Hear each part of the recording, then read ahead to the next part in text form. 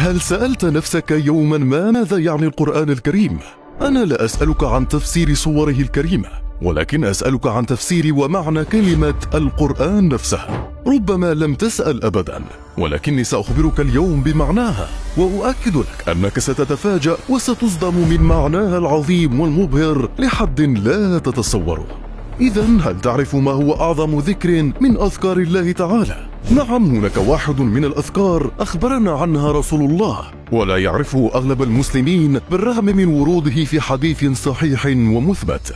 واليوم سنخبرك بأعظم حديث سيعطيك حسنات لا تتصورها ولا تتخيلها.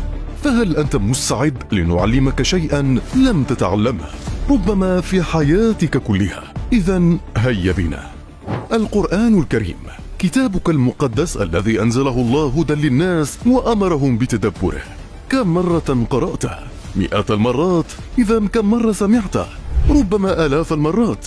إذا كم مرة سمعت كلمة قرآن؟ ربما مئات آلاف المرات. ولكن طوال هذا العمر هل سألت نفسك معنى كلمة قرآن أصلا؟ هل تعرف أصلا معناها؟ ولماذا سمى الله سبحانه وتعالى كتابه المقدس بالقرآن؟ أنت في الغالب لا تعرف أصلا. صحيح، كلمة قرآن قد جاءت من فعل قرأ، وفعل قرأ هي القراءة، وتعني جمع الشيء بالشيء، أي جمع الحروف والكلمات لتكوين جملة أو موضوع أو ألفاظ معينة.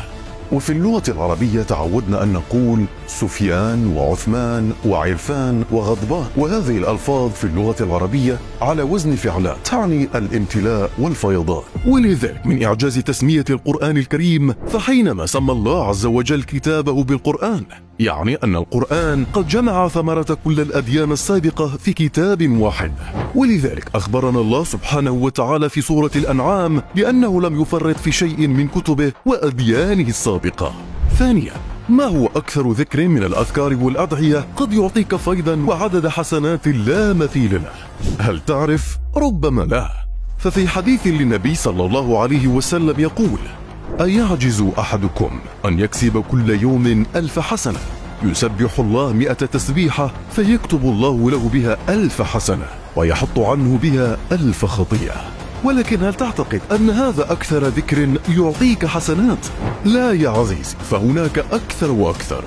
من قال: أشهد أن لا إله إلا الله وحده لا شريك له، إلها واحدا أحدا صمدا، لم يتخذ صاحبة ولا ولدا، ولم يكن له كفؤا أحد، 10 مرات كتب الله له 40,000 حسنة.